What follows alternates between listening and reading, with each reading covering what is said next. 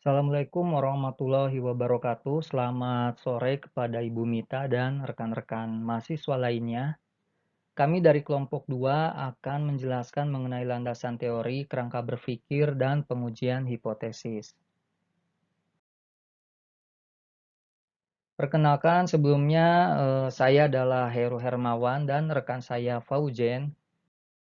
Dan ini adalah agenda kami kali ini. Pertama yaitu menjelaskan apa pengertian teori. Kedua, menjelaskan deskriptif, tingkatan, dan kegunaan teori. Ketiga, menjelaskan kerangka berpikir dan contoh penerapannya. Keempat, menjelaskan mengenai tinjauan literatur kritis. Kelima, menjelaskan kerangka teoretis, variabel, penyusunan, dan pengujian hipotesis. Dan yang terakhir, menjelaskan unsur-unsur desain penelitian. Pengertian teori.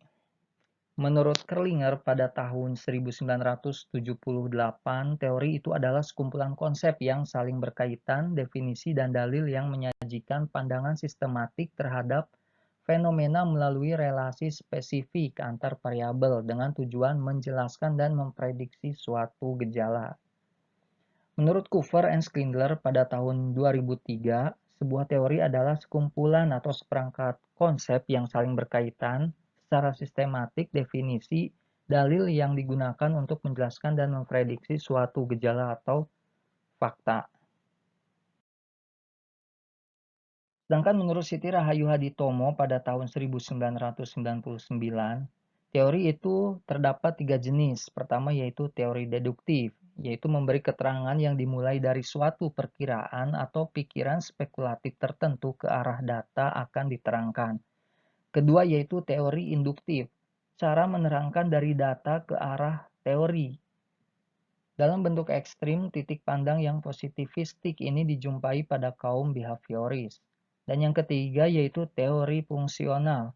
Di sini nampak suatu interaksi pengaruh antara data dan perkiraan teoritis, yaitu data mempengaruhi pembentukan teori dan pembentukan teori kembali mempengaruhi data. Nah, ini adalah 3 jenis teori menurut Siti Rahayu Haditomo. Maka kesimpulan teori adalah suatu konseptualisasi yang umum. Nah, konseptualisasi atau sistem pengertian ini diperoleh melalui jalan yang sistematis. Maka teori harus diuji kebenarannya. Bila tidak, dia bukan sebuah teori.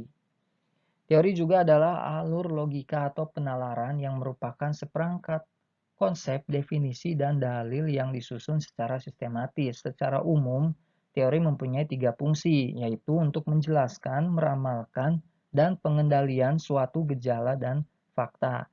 Teori juga digunakan untuk perumusan hipotesis yang akan diuji melalui pengumpulan data. Adalah teori substantif, karena teori ini lebih fokus berlaku untuk objek yang akan diteliti. Teori membantu para peneliti untuk menganalisis data, menunjukkan relasi pada data dari gejala dan fakta, dan mengajukan sesuatu yang baru untuk mencoba pecahkan informasi pada gejala dan fakta. Berikutnya yaitu akan menjelaskan deskriptif, tingkatan, dan kegunaan teori. Menjelaskan mengenai deskriptif teori dalam penelitian.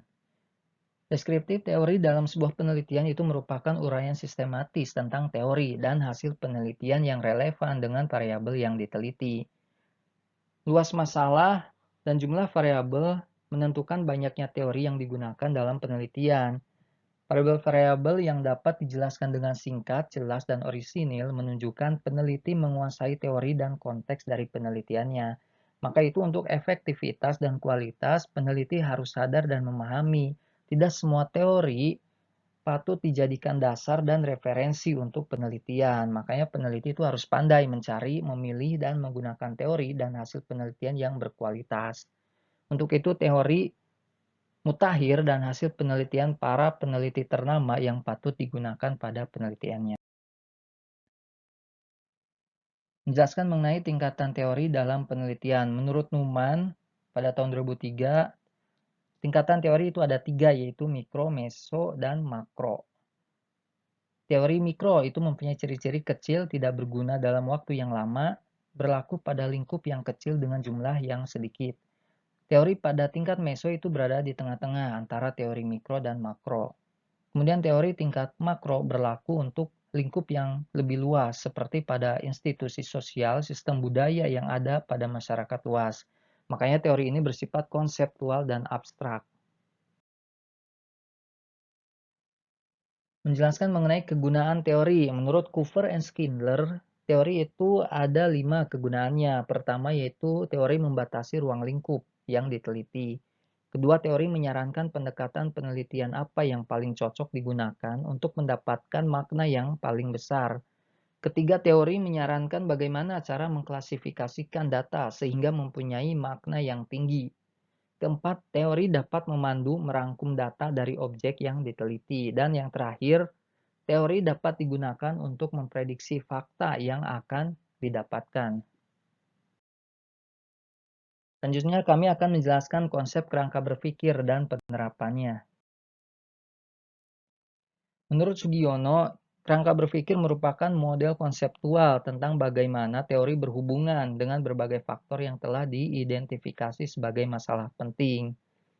Makanya kerangka berpikir ini menjelaskan secara teoritis pertautan antar variabel yang akan diteliti. Jika pada penelitian terdapat variabel moderator dan intervening, maka harus dijelaskan juga mengapa variabel tersebut ikut dilibatkan dalam penelitian. Oleh karena itu, setiap penyusunan paradigma penelitian harus berdasarkan pada kerangka berpikir. Penelitian yang melibatkan dua variabel atau lebih biasanya mempunyai hipotesis yang berbentuk komparasi maupun hubungan. Maka dalam menyusun hipotesis, perlu dikemukakan kerangka berpikir. Nah, ini ada penjelasan langkah-langkah kerangka berpikir. Pertama yaitu menetapkan variabel yang diteliti. Dalam menentukan kelompok teori, itu harus menyusun kerangka berpikir untuk pengajuan hipotesis. Maka harus ditetapkan dulu variabel yang akan ditelitinya. Yang kedua yaitu membaca buku dan hasil penelitian. Setelah variabel ditentukan, maka langkah berikutnya itu membaca buku dan hasil penelitian yang relevan. Bisa dari buku, jurnal, laporan penelitian, ensiklopedia, kamus, skripsi, tesis, dan disertasi. Kemudian langkah berikutnya yaitu deskripsi teori dan hasil penelitian. Deskripsi teori itu harus berisi tentang definisi masing-masing variabel yang diteliti, uraian rinci tentang ruang lingkup setiap variabel, dan kedudukan antar variabel satu dengan yang lain. Langkah berikutnya yaitu analisis kritis terhadap teori dan hasil penelitian. Di sini peneliti akan mengkaji apakah teori dan hasil penelitian yang ditetapkan benar-benar sesuai dengan objek penelitian atau tidak. Kemudian langkah berikutnya, analisis komparatif terhadap teori dan hasil penelitian. Ini dilakukan membandingkan teori satu dengan teori lainnya atau penelitian satu dengan penelitian yang lain. Dan langkah berikutnya yaitu sintesa atau kesimpulan. Dari hasil penelitian semua variabel yang diteliti, selanjutnya peneliti dapat menarik kesimpulan sementara. Nah, ini ada contoh pengaruh hubungan disiplin dan integritas pekerja terhadap produktivitas kerja karyawan. Ini contoh studi kasus saja ya. Itu disiplin pegawai mempengaruhi produktivitas kerja. Karena jika disiplin tidak diterapkan sedini mungkin, maka akan berpengaruh terhadap produktivitas kerja tersebut dan efeknya bisa berpengaruh terhadap perusahaan. Nah, dari hal tersebut, maka dapat disimpulkan bahwa terdapat hubungan positif antara disiplin pegawai dengan produktivitas kerja. Kemudian, variabel berikutnya mengenai hubungan integritas pekerja dengan produktivitas kerja.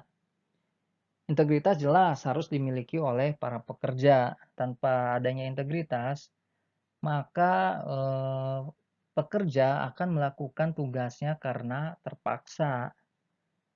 Seorang yang memiliki integritas itu bisa menjalankan sesuatu dengan baik, memperbaiki kesalahan, dan mampu mengubah dirinya. Nah, integritas ini maka bisa dibilang itu adalah fondasi untuk membangun produktivitas kerja melalui perilaku kerja yang jujur, bertanggung jawab, disiplin, rajin, tekun, dan sebagainya. Maka karyawan tanpa integritas itu membawa risiko yang tinggi bagi perusahaan dan bisa juga sampai menyebabkan kerugian bagi perusahaan. Berdasarkan kajian teori, maka bisa disimpulkan pengaruh dan hubungan antar variabel bebas disiplin karyawan kita simbolkan X1 dan integritas karyawan X2 dengan variabel terikat yaitu produktivitas kerja karyawan kita simbolkan Y. Maka disusunlah kerangka pemikirannya. Pertama yaitu terdapat pengaruh antara disiplin karyawan dan produktivitas kerja karyawan. Kedua, terdapat pengaruh antara integritas karyawan dan produktivitas kerja karyawan. Atau ketiga, terdapat pengaruh gabungan, yaitu disiplin dan integritas terhadap produktivitas kerja karyawan.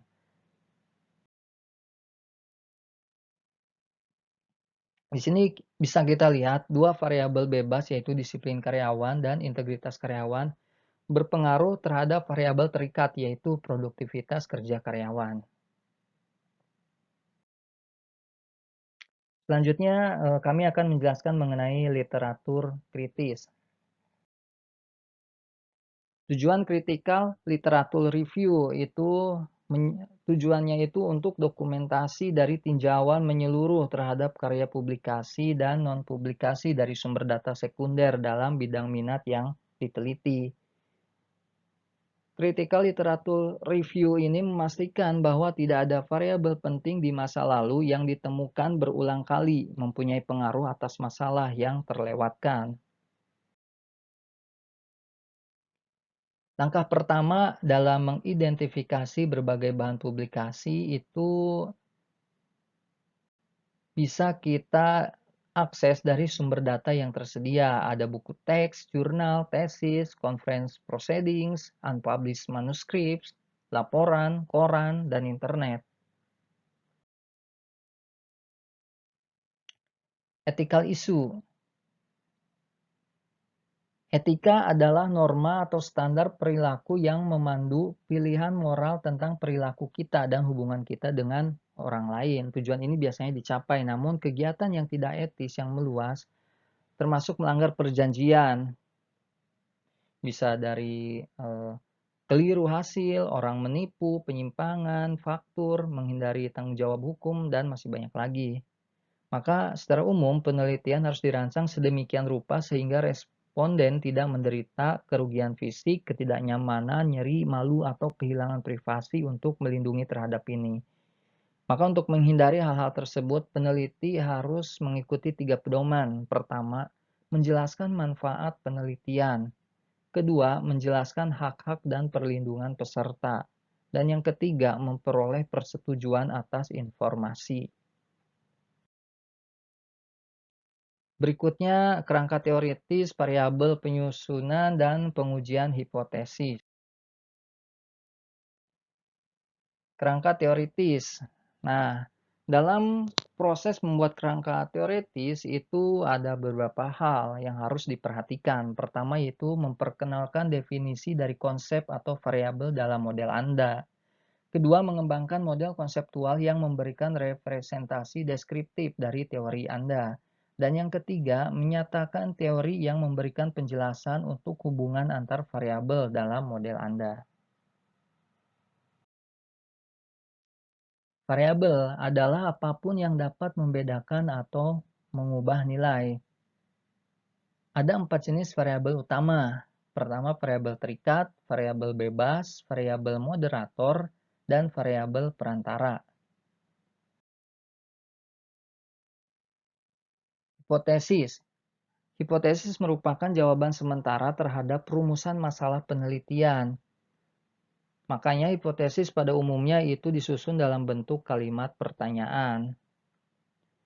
Nah, di sini ada perbedaan antara hipotesis penelitian dan hipotesis statistik. Hipotesis penelitian itu Penelitian bekerja dengan populasi, sedangkan hipotesis statistik ada jika penelitian bekerja dengan sampel. Di dalam statistik juga terdapat dua macam hipotesis, yaitu hipotesis kerja dan hipotesis alternatif. Dalam penelitian itu yang diuji lebih dahulu adalah hipotesis penelitian, terutama pada hipotesis kerja. Jika penelitian bertujuan membuktikan apakah hasil pengujian hipotesis itu signifikan atau tidak, maka diperlukan pengujian terhadap hipotesis statistik. Nah, ini pernyataan hipotesis. Yang pertama yaitu pernyataan jika maka. Hipotesis itu dapat menguji perbedaan antar dua kelompok yang terkait dengan variabel. Maka hipotesis seperti ini disusun sebagai proposisi atau dalam bentuk pernyataan jika maka. Contoh, karyawan yang lebih sehat akan lebih jarang mengambil cuti sakit. Jika karyawan lebih sehat, maka mereka akan lebih jarang mengambil cuti sakit. Nah, yang kedua itu hipotesis direksional dan non-direksional. Jika dalam menyatakan hubungan antar dua variabel atau membandingkan dua kelompok, akan digunakan istilah seperti positif, negatif, lebih dari, kurang dari, dan semacamnya. Nah, hal tersebut itu disebut hipotesis direksional.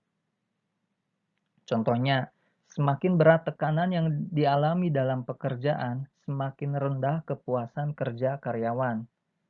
Wanita lebih termotivasi dibandingkan pria.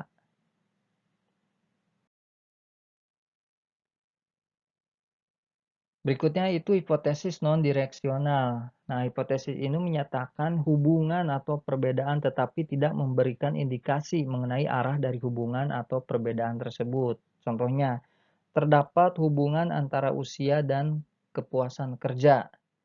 Kedua contohnya yaitu wanita lebih termotivasi dibandingkan pria. Kemudian berikutnya ada hipotesis nol dan alternatif. Hipotesis nol itu biasanya disimbolkan dengan H0 dan hipotesis alternatif disimbolkan dengan HA.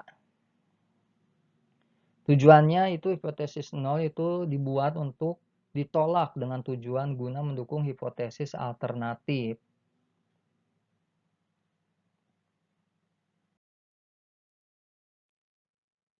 Nah, pengujian hipotesis. Setelah merumuskan hipotesis nol dan alternatif melalui uji statistik, maka langkah-langkah dalam pengujian hipotesis itu menyatakan hipotesis nol dan alternatif. Kedua, memilih uji statistik yang tepat. Ketiga, menentukan tingkat signifikansi yang diinginkan. Dan yang terakhir, memastikan jika hasil dari analisis komputer menunjukkan bahwa tingkat signifikansi terpenuhi.